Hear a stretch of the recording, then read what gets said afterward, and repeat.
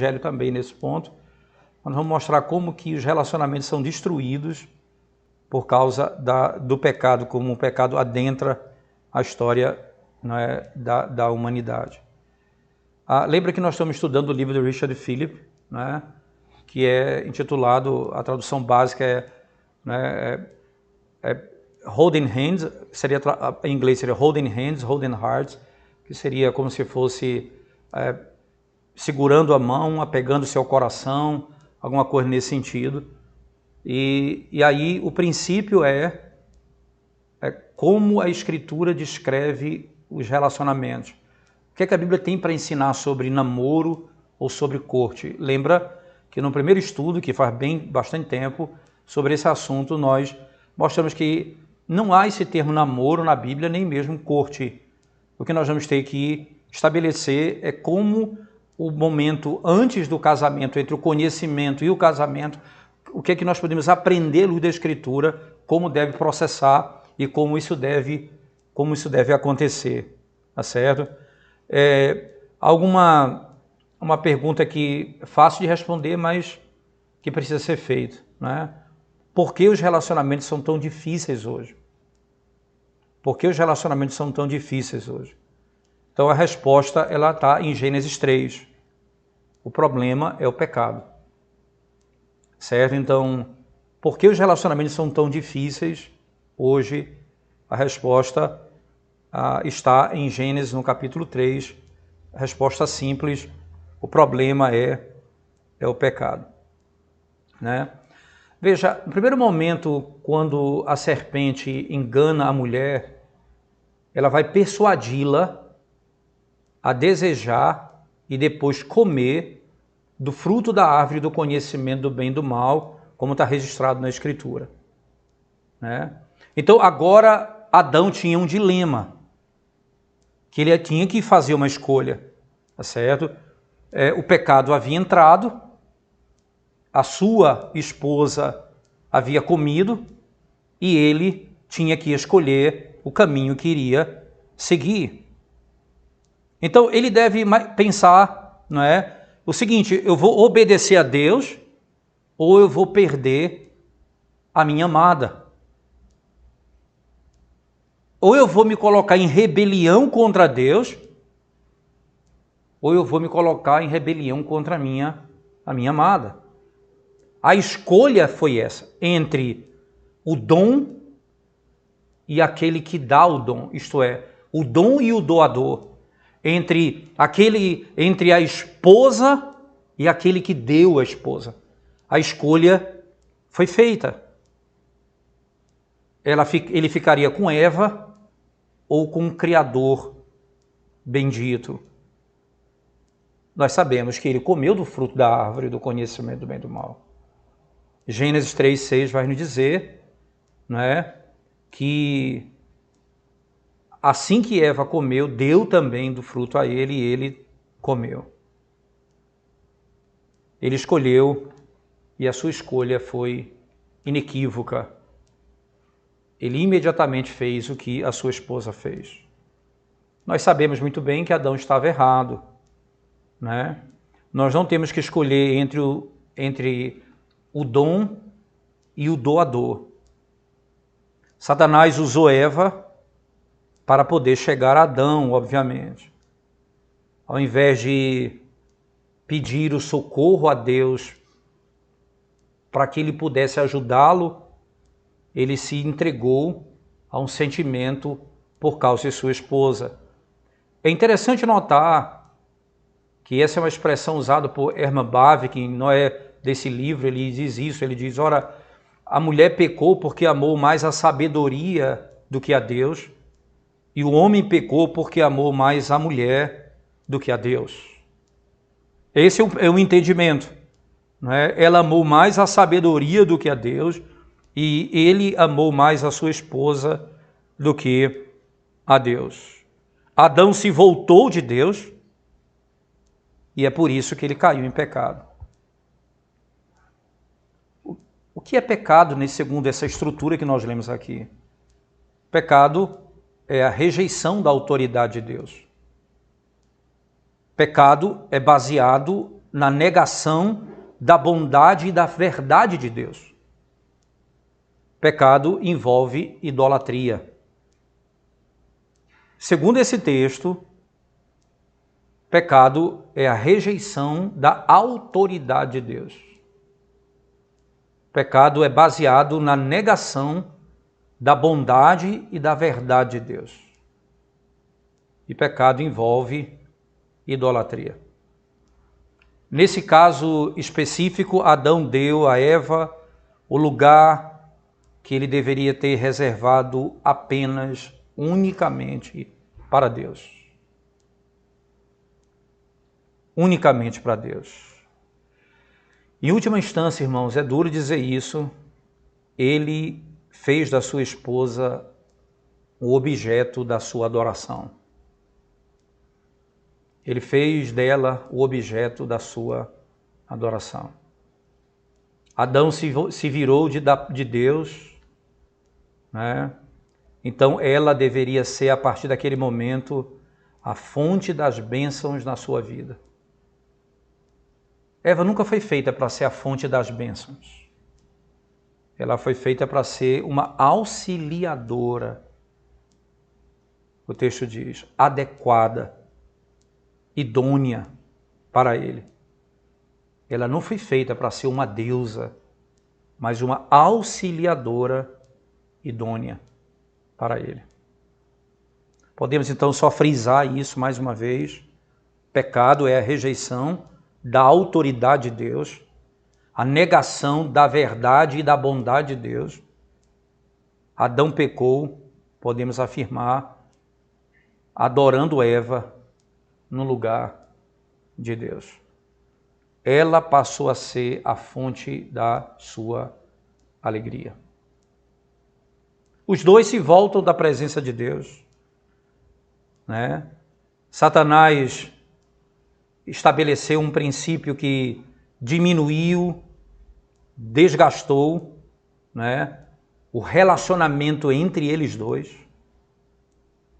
Porque Deus era e é a fonte inequívoca do verdadeiro amor, agora eles se rebelaram contra o Senhor. Aquele que é a fonte de tudo, eles se rebelaram contra o seu Criador.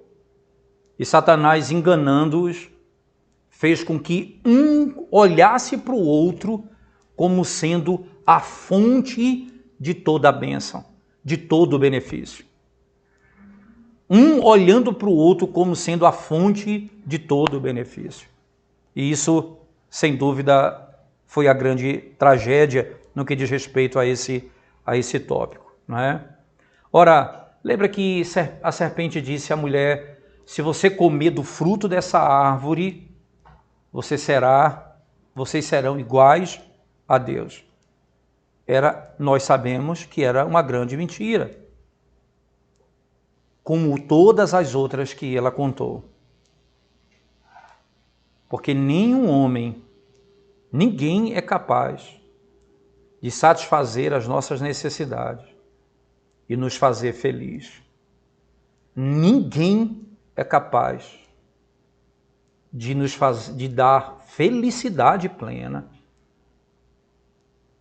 e nos fazer feliz de fato. Você pode brincar de Deus.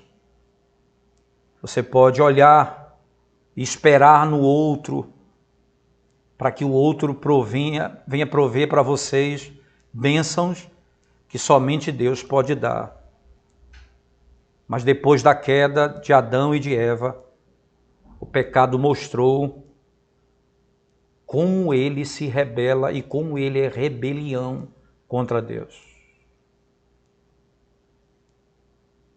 Eles destruíram o amor que Deus havia dado a eles e o próprio Deus sendo a fonte para que eles pudessem se alegrar um no outro. Eles se apartaram da fonte de todo bem. Eles se apartaram do Senhor. O que vai acontecer?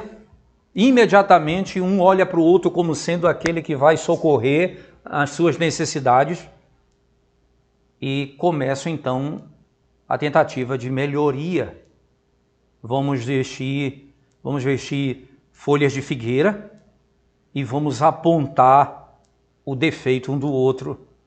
Aquele que era para ser a fonte de toda a bênção passa a ser aquele que me condena. Eu encontro uma maneira de me proteger e eu encontro saída na acusação. Aquele que deveria ser a fonte de toda a bênção passa a ser agora o que aponta o dedo. Ambos, Adão e Eva, caíram em pecado. Né? Isso eu sempre, boa parte das vezes quando eu ensino exegese do Pentateuco no seminário, o capítulo que nós traduzimos do hebraico para o português é o capítulo 3. Grande maioria das vezes, já fizemos outros textos, mas por que eu sempre faço isso? Porque esse é o capítulo que é o ponto de virada em toda a Bíblia. Como o que era, o que Deus o que havia planejado e o que o pecado trouxe e o que o Senhor prometeu ali como esperança por causa do pecado. Ali, esse é o texto que mostra a realidade de toda a Bíblia e como ele tem uma importância fundamental para toda a revelação. E aí nós vamos ver os efeitos do pecado rapidamente. Vamos analisar qual o primeiro efeito do pecado, irmãos. O primeiro efeito do pecado foi alienação. É interessante que em Efésios, no capítulo 2, que Efésios deve ser a próxima carta, daqui uns 2 domingos, se Deus quiser, eu vou começar a expor na igreja, que é a carta de Paulo aos Efésios. Né? É engraçado que o apóstolo Paulo, no capítulo 2 da carta aos Efésios, ele vai lidar exatamente com essa linguagem. O homem, ele está alienado de Deus. Mas não apenas alienado de Deus, ele está alienado do outro. A alienação é uma marca da consequência do pecado. O primeiro efeito do pecado foi a alienação. O homem e a mulher não mais poderiam viver em comunhão com Deus. Além do que, né, isso pode ter chegado como uma surpresa para eles.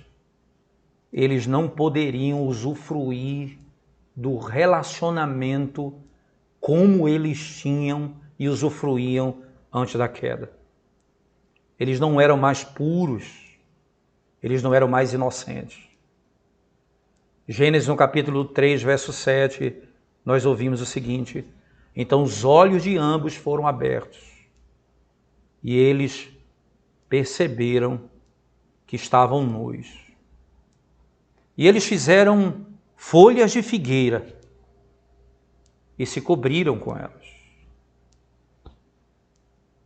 Os dias em que eles eram inocentes, o dia em que eles podiam se abrir um para o outro, passou.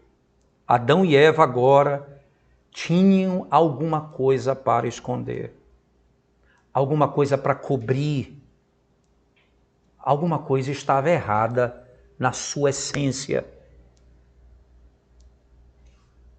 Eles não mais estavam certos, eles já não eram mais justos diante de Deus. E eles não poderiam mais usufruir do mesmo tipo de intimidade e de amor um com o outro. Não poderiam. Frisem isso, irmãos. O primeiro efeito do pecado foi alienação.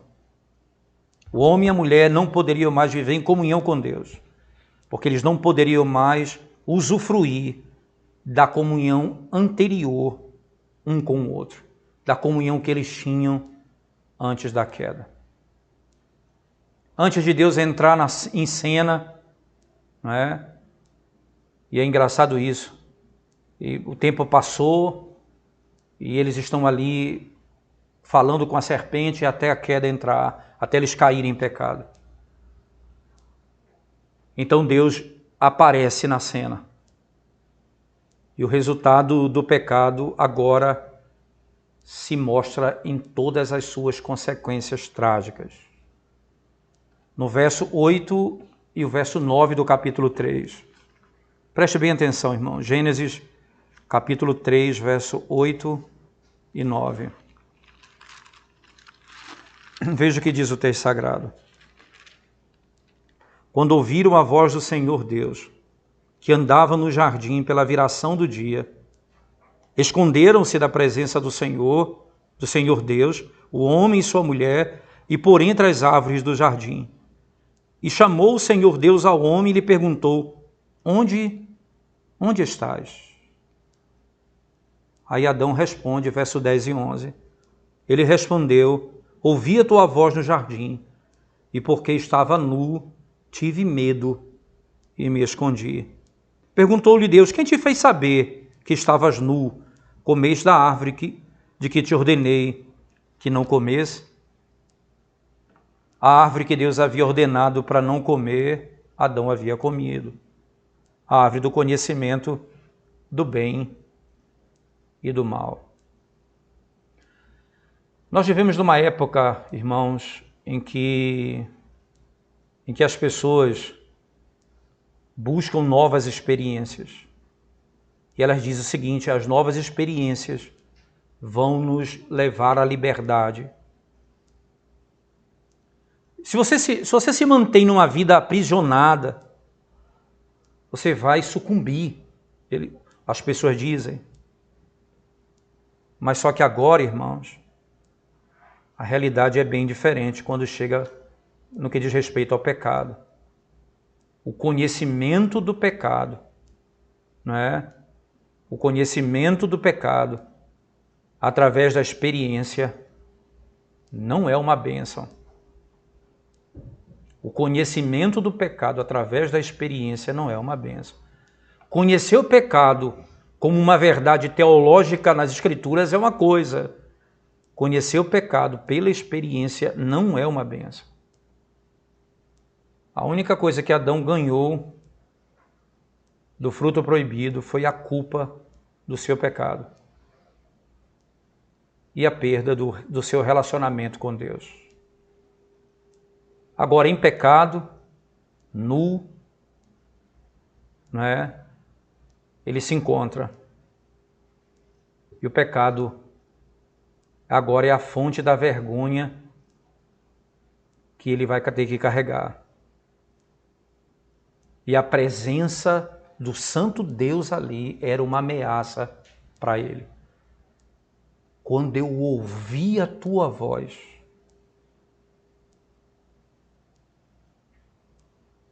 você já parou para pensar quando a gente vive em culpa? Qualquer coisa nos assusta. Quando a gente está fazendo coisa errada e vê duas pessoas comentando alguma coisa, a gente diz assim: eles estão falando de mim. Será que eles sabem o que eu estou fazendo? O pecado, ele gera medo no nosso coração. Eu tive medo e me escondi. Por quê? Quando eu ouvi o som do Senhor chegando, eu tive medo. Ele não tinha paz. Ele não tinha paz com Deus. Mas pelo menos ele tinha Eva. Essa é a atitude de muitos hoje, irmãos. Eu não preciso de Deus. Eu não preciso ser refeito. Tudo que eu preciso é alguém para amar. As pessoas dizem: tudo o que eu preciso é alguém para amar. O problema disto, irmãos, né, é que ninguém foi feito, exceto Deus como nosso Criador, para ser a fonte de qualquer regozijo perene na nossa alma. Deus perguntou: comeste da árvore que eu te ordenei não comer? Veja a resposta de Adão, como é impressionante no verso 12. A resposta é: então disse o homem: a mulher que me deste por esposa, ela me deu da árvore e eu comi. ele aponta o dedo. Engraçado que isso era verdadeiro mesmo, irmãos. Mas esse não era o ponto. Adão, ele foi o primeiro a jogar a culpa no outro. E aquele que deveria proteger a esposa, aquele que deveria ser alegria para ela, e ele olha para ela como fonte de bênção, uma vez que ele perdeu a comunhão com Deus, e ao invés de protegê-la, ele aponta o dedo para ela. Ele aponta o dedo para ela. A mulher que tu me deste. Ele só não assume a culpa. A mulher e para Deus que tu me deste. Aquele homem nobre antes da queda, que figura ele se tornou depois da queda? Não é minha culpa. Não é minha culpa. É dela ou sua. O desespero de arrancar a culpa dele mesmo, porque o pecado faz isso, ele nos sufoca, a gente quer se aliviar, a gente quer ficar tranquilo, a gente quer ter paz no coração. E é por isso que nós, sem Cristo, nós sempre buscaremos alguém para culpar. E sem Cristo eu sempre preciso de alguém pior do que eu para ter paz. Isso é um princípio básico. Sem alguém pior, não tem paz. É por isso que sempre eu tenho que falar mal de alguém. Alguém é pior do que eu, alguém faz isso, fulano e aquilo outro. Então, sempre eu tenho alguma coisa para falar de alguém, porque é só assim que eu tenho paz. Eu aponto o dedo para viver em paz. Sem isso eu não consigo. Sabe aquela mulher que ele adorava? Agora ele passa a atacá-la. Sabe aquela mulher que ele deixou Deus por ela? Ele passa a atacá-la.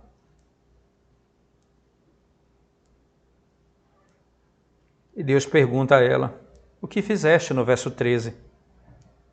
Ela diz, a serpente me enganou e eu comi. Qual é o problema aqui, irmãos, com o relacionamento? Alguém, você pode perguntar, qual o problema com o relacionamento aqui, com base no que nós vimos? O pecado. Considere o desígnio de Deus para o matrimônio e para o relacionamento. Lembra que naquele estudo que fizemos já há algum tempo atrás, 3 pontos nós vimos. Compromisso, intimidade e interdependência. O que Deus designou para o matrimônio e no relacionamento matrimonial são 3 coisas básicas. Compromisso, intimidade e interdependência. Essa é a arquitetura de um relacionamento forte. Veja o que o pecado faz com o compromisso, irmãos. Veja o que o pecado faz com o compromisso. O compromisso de Adão com Eva é trocado pela preocupação com ele mesmo, por si mesmo, por sua própria paz, pelo seu próprio conforto. E o que dizer da intimidade gloriosa? Eles estavam nus e não se envergonhavam. E agora? O pecado corrompeu a intimidade com vergonha e ofereceu um lugar secreto, escondido, para se viver. Para se viver. E a interdependência? Por causa do pecado, o conflito agora reina. Como é relevante a maneira como a Bíblia apresenta, irmãos, o pecado. Esses são os nossos problemas de hoje. É por isso que os homens e as mulheres, frequentemente, eles vão se ferir, ao invés de abençoar um ao outro. É por isso. O pecado transforma compromisso em egoísmo, intimidade em segredo e vergonha, e interdependência em conflito. Vou repetir: o pecado transforma compromisso em egoísmo, intimidade em algo secreto e vergonha, e a interdependência em conflito.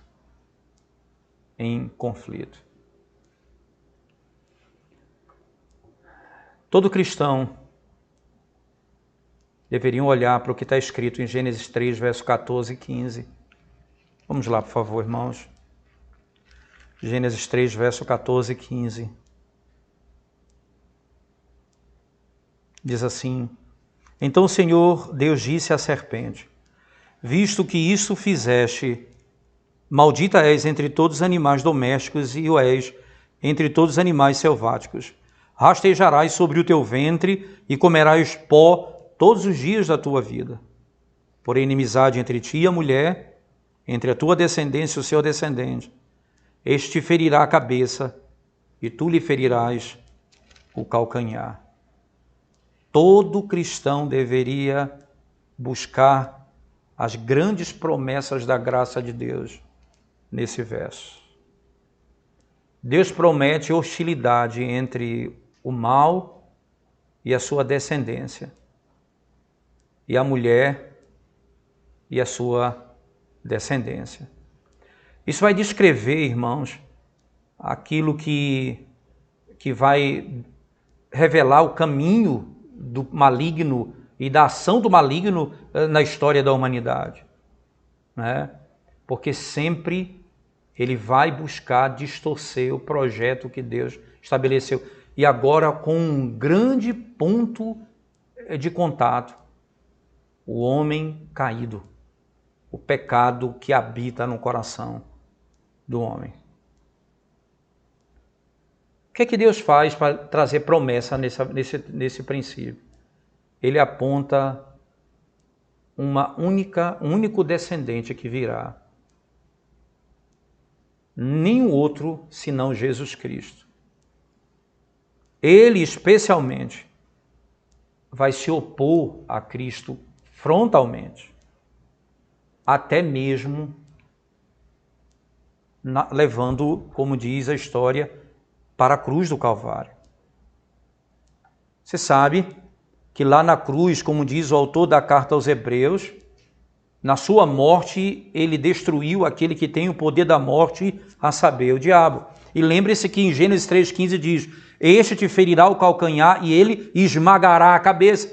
Entenda, na própria manifestação da cruz, você vai encontrar essa relação de conflito. Só que lá ele foi destruído. A primeira pregação do Evangelho foi feita aqui. A promessa de salvação que veio ao mundo veio exatamente pela promessa da vinda daquele que iria destruir Satanás. Aí você vem agora para a maldição que ele traz sobre a mulher. Eu multiplicarei a dor do parto. Veja o verso 16, o que é que diz? E a mulher disse: multiplicarei sobremodo os sofrimentos da tua gravidez. Em meio de dores darás à luz filhos. O teu desejo será para o teu marido e ele te governará. Olha a palavra desejo aqui, irmãos. Né? Veja a palavra desejo. É alguém que vai atrás de alguma coisa ou busca algo. Sabe onde tem duas ocorrências desse tipo de linguagem no Antigo Testamento? Né? Uma é lá em Gênesis, no capítulo 4, verso 7. Veja, só voltando para o texto do capítulo 3, particularmente, quando diz assim, verso 16: E a mulher disse: multiplicarei sobremodo os sofrimentos da tua gravidez, em meio de dores darás à luz filhos, o teu desejo será para o teu marido e ele te governará. Essa expressão, o teu desejo será para o teu marido e ele te governará. Veja o capítulo 4, verso 7. Ele falando aqui com Caim. Se procederes bem, não é certo que serás aceito. Se todavia procederes mal, eis que o pecado jaz à porta, o seu desejo será contra ti, mas a ti cumpre dominá-lo. E outro texto que aparece, irmãos, é Cantares, no capítulo 7. Cantares, capítulo 7, versículo 10, diz assim um texto. Melhor, Cantares não, é Cântico dos Cânticos. Cantares não, é Cântico dos Cânticos, capítulo 7, verso 10. Diz assim: eu sou do meu amado, e ele tem saudades de mim. Capítulo 7, verso 10. Eu sou do meu amado, e ele tem saudades de mim. E é interessante que algumas traduções colocam, e seu desejo é para mim. E você vai encontrar algumas versões da corrigida, eles usam essa expressão que algumas traduções em inglês traduzem exatamente assim, porque a linguagem é como aquela de Gênesis 3:16. E o teu desejo, né, seria, eu sou do meu amado e o seu desejo é para mim. Aqui, veja, a palavra é usada para descrever um princípio de conceito de romance, de intimidade. A maldição de Deus sobre a mulher, ela está viva e agindo ainda hoje. Preste atenção, vá em qualquer hall de um consultório médico, normalmente, você vai esperar o seu momento para ser atendido. E lá você tem revistas que estão ali, que você pode lançar mão para ler ou olhar algumas imagens antes de ser atendido. Página após página, artigo após artigo, é devotado para aquilo que Deus havia amaldiçoado. A obsessão em possuir e cativar os homens, principalmente através da beleza e através do sexo. Principalmente através da beleza e através do sexo. Se é verdade que a mulher tende, irmãos, esperar por um homem e ela tende a controlar esse homem que ela tem, a origem disso tudo é encontrado na maldição que Deus derramou sobre Eva. A maldição de Deus sobre a mulher, ela revela exatamente isso. O desejo dela é para o seu marido. Tudo que nós temos dito, irmãos, acerca do desígnio de Deus no amor, no relacionamento, pode ser dito como algo errado no que diz respeito à mulher desejar um homem biblicamente. A Bíblia mostra que Deus fez a mulher para o homem, isso é claro. No sentido clássico do termo, ela é auxiliadora idônea, o texto vai dizer. Mas Deus amaldiçoou o que era bom. E aquilo se tornou um peso. Eva se voltou da parte de Deus e colocou Adão no lugar de Deus. E aquilo que era para ser uma bênção é agora uma obsessão e um ídolo de madeira que ela adora. Observe, irmãos, 3 características do desejo da mulher para com o homem. Observe. Primeiro, o desejo da mulher serve o seu próprio fim. O desejo da mulher serve o seu próprio fim, ao invés de servir primeiro a glória de Deus e então o bem do seu marido. Vou repetir, o desejo da mulher serve ao próprio fim dela, isto é, aquilo que ela deseja. E isso é importante. O desejo da mulher serve ao próprio objetivo dela, que deveria ser a glória de Deus. E então o bem-estar do seu marido, ou do homem. Mas o que ela deseja é o bem dela mesmo. Segundo, o seu desejo enfraquece e desarma o homem, ao invés de complementar e ajudá-lo.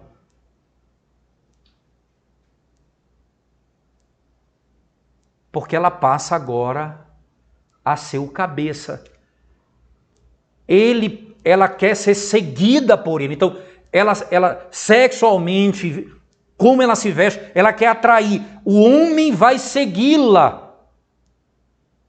E o homem que gosta, que a Bíblia, a gente usa essa linguagem hoje, o rabo de saia, isso é um homem, meu filho é um homem, ele vai atrás de mulher. A Bíblia diz o contrário, a Bíblia diz que o verdadeiro homem, a moça vai segui-lo. Não é ele que vai segui-la, e muito menos pelos objetivos mais carnais possíveis, porque ele viu nela alguma atração sexual e ele vai tentar conquistá-la.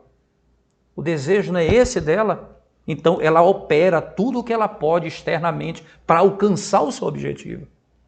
E ao invés de ajudar o homem, enfraquece o papel dele de homem. E veja que coisa louca. A sociedade diz que isso é ser homem. A Bíblia diz que isso não é ser homem. Terceiro, o desejo dela pelo homem é conduzido por emoções carnais, por temor, inveja, ciúme, autopiedade, ira, soberba, ao invés de confiar em Deus. Os efeitos disso tudo, irmãos, se veem vividamente nos relacionamentos de namoro e no casamento. Ao invés de esperarem em Deus para prover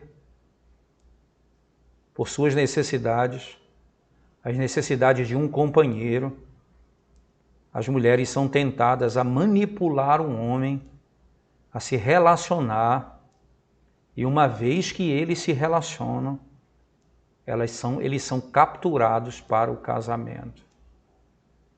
Ao invés de encontrarem satisfação primeiro em Deus, eles buscam felicidade no homem. Seu desejo é para ele. A sua atenção está fixada em ganhá-lo. Está fixada em ganhá-lo. Se você é mulher e sendo mulher, tire um segundo e complemente essa frase como está lá no Salmo. Vamos abrir o texto, Salmo 43, verso 1.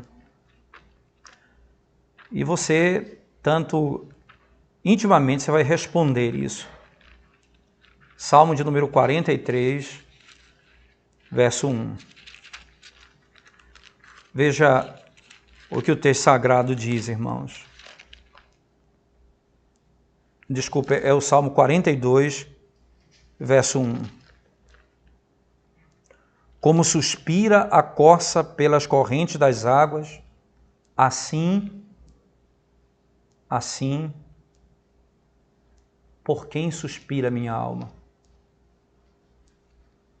Essa resposta mostra quem é a fonte da tua felicidade. Se você suspira por um relacionamento, se você suspira por uma mulher, por um homem por uma mulher, ou uma mulher por um homem, particularmente aqui a mulher esperando por um homem,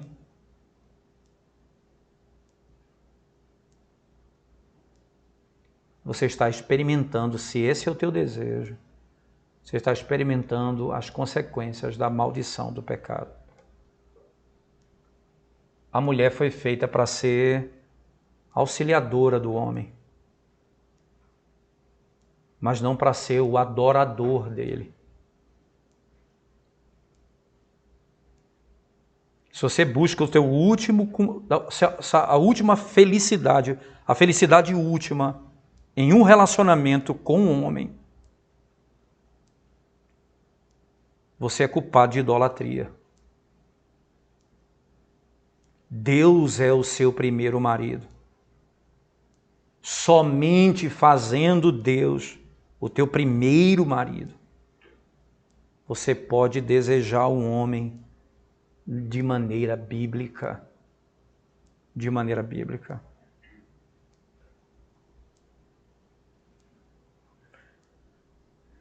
Lembre-se, irmãos, a essência do pecado de Adão e Eva redundam nisso. Eles negaram a bondade e a fidelidade de Deus.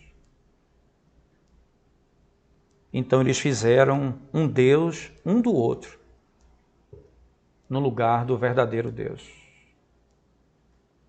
Ninguém vai roubar a glória que só pertence a Deus. Nós não vamos sentar, irmãos, e adorar o dom e não aquele que nos dá o dom. Se Deus não for o centro da nossa vida, você vai perceber que qualquer relacionamento será um peso ao invés de ser uma bênção. Porque o outro assumirá um papel que pertence somente a Deus. Será um peso o relacionamento. Porque só Deus satisfaz a minha alma. A mulher não deseja apenas, irmãos, ter um marido, mas ela deseja controlá-lo. A segunda maneira de entender essa maldição do desejo está no contexto da regra, podemos dizer assim. Adão foi criado para governar, para exercitar domínio sobre a criação e para ser o cabeça da mulher. Mas agora a mulher vai lutar contra o marido para manipulá-lo e ganhar o controle. Daí você tem a guerra dos sexos. A guerra dos sexos. Os dois se mostraram pecadores. O Senhor diz para a mulher: você vai agora lutar contra esse governo e ele governará sobre você. Você vai lutar agora contra essa autoridade e ele vai governar sobre você. Por causa dessa maldição, o pecado da mulher envolve desrespeito para com os homens, desafiar o controle e a autoridade do marido, discussões incessantes, descrições diretas das suas fraquezas, tocando na ferida da fraqueza dele. E a mulher e o homem vai lutar contra a esposa dessa maneira para se tornar aquilo que Deus disse que ele é, o cabeça. Ele te governará. Ele te governará. E você não vai gostar muito disso. Mas você precisa saber que foi para isso que Deus te criou. Foi para isso que Deus te criou. Nós temos, irmãos, muitas coisas para serem absorvidas desse texto, né? Mas nós podemos, partindo para a conclusão, afirmar alguns pontos últimos. Na futilidade do amor sem Deus, Adão e Eva viraram as costas para Deus. Assim como nós nos voltamos de Deus hoje. E é interessante isso. Na futilidade do amor, sem Deus, Adão e Eva se voltaram naquele momento de Deus. Mas o que é que vai trazer a grande e gloriosa restauração? Se nós nos voltarmos para Deus. Se tudo começou quando nós nos voltamos de Deus, nós temos agora que nos voltar para Deus. Em busca do quê? De arrependimento e de graça. Para sermos restaurados. Amor entre o homem e uma mulher simplesmente não pode sobreviver sem o amor por Deus como centro desse relacionamento. É por isso que a primeira grande manifestação e o mais profundo relacionamento que alguém deve procurar ter antes de encontrar alguém é ter um relacionamento com Cristo verdadeiramente. Para que possamos voltar a Ele. Deixa eu frisar isso mais uma vez. O amor entre um homem e uma mulher simplesmente não pode funcionar sem o amor por Deus no centro desse relacionamento.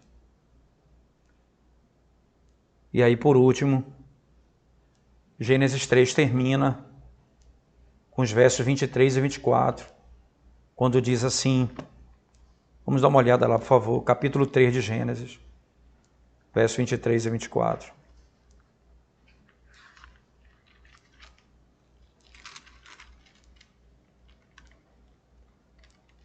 Diz assim o texto.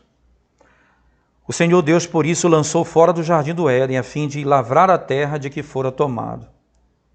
E expulso o homem, colocou querubins ao oriente do jardim do Éden, e o refugiu de uma espada que se revolvia para guardar o caminho da árvore da vida. Esses versículos 19 também, 20 e 21, volte comigo. 3 coisas são interessantes aqui, que apontam para a realidade da restauração ainda proposta no Éden. No suor do teu rosto comerás o teu pão até que tornes a terra, pois dela foste formado, porque tu és pó e ao pó tornarás. Então, o verso 19 descreve a condenação. Adão e Eva foram condenados à morte. Eles morreram quando pecaram, porque a percepção deles imediatamente a percepção foi transformada. O coração deles foi transformado. A vergonha chegou. O medo tomou conta. Isso é claro no texto. Mas agora vem uma declaração da morte física. Tu és pó e ao pó tornarás. Então, nesse contexto de morte, aquele homem que virou as costas para Deus e se apegou à esposa, ele olha para a declaração de Deus, que diz assim, tu vais voltar ao pó. Então, é uma declaração de morte. Ele creu na promessa do verso 15, que nasceria da mulher aquele que esmagaria a cabeça da serpente. Ora, como todos nós vamos morrer, se vai nascer da mulher aquele que vai esmagar a cabeça da serpente. Daí o verso, como é que eu sei que ele creu? No verso 20 ele dá nome a Eva, o nome de Eva. No suor, e deu o homem o nome de Eva à sua mulher, por ser a mãe de todos os seres humanos. Ele creu na promessa. Aquilo que Deus havia prometido, aquele que tinha dado as costas para a palavra, para a verdade e para a bondade, agora se apega às promessas. O nome dela será mãe dos que vivem. E como é que eu sei que isso foi um perdão? Porque no verso 21, fez o Senhor Deus vestimenta de peles para Adão e sua mulher e os vestiu. Ele fez vestimenta e os vestiu. Coisa interessante. A condenação, a morte, a promessa nos versos anteriores. A confiança na promessa. E Deus cobrindo o pecado deles. Eles se voltam para Deus. Como eu posso dizer que eles foram salvos? Aqueles que deram as costas para Deus nos mostram que o caminho para a restauração é darem as costas para o mundo e se voltarem para Deus. É que no capítulo 4, no capítulo 5, você vai ver que a genealogia é de Adão e Caim não entra nessa genealogia. Caim é filho do maligno, como João vai dizer. No final do capítulo 4, verso 17 e diante, você tem a genealogia de Caim, completamente separada de Adão. E no capítulo 5, eu tenho a genealogia de Adão, onde não entra a genealogia de Caim. E da genealogia de Adão vem Noé. E nós sabemos, aquele que iria trazer descanso para a terra que Deus havia amaldiçoado.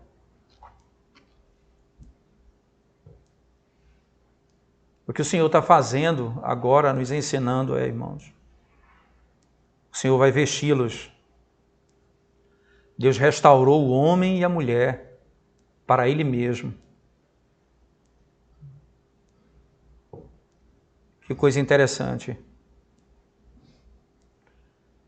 Se nós voltarmos a ter comunhão com Ele, a maldição poderia ser redimida. O amor, como Deus intencionou, poderia ser reconquistado. E até mesmo a plena restauração seria estabelecida. A bênção de Deus poderia ser restaurada ao homem e à mulher. A redenção do relacionamento é a grande e maravilhosa transformação. Pelo sacrifício de Cristo, a maldição pode ser redimida, o amor pode ser restaurado e a bênção de Deus pode ser restabelecida. É por isso que vem a segunda parte que vamos falar no próximo encontro. O relacionamento restaurado em Cristo. O que o pecado trouxe foi isso. E como termina o capítulo 3, aponta para o Deus cheio de misericórdia, que restaura a comunhão do homem com Ele, para que o homem possa restaurar os seus relacionamentos com Ele e com o próximo. Com Ele e com o próximo. Na próxima semana, irmão, se Deus permitir, a gente vai voltar. Semana não, no próximo encontro, nós vamos trabalhar esse tema, né, revestindo-nos do amor, o relacionamento redimido em Cristo, quando nós vamos trabalhar ainda essa mesma perspectiva, só que agora, como Cristo vai restabelecer os nossos relacionamentos. Alguma pergunta, alguma dúvida, irmãos? Por favor, se há alguma dúvida, uma pergunta.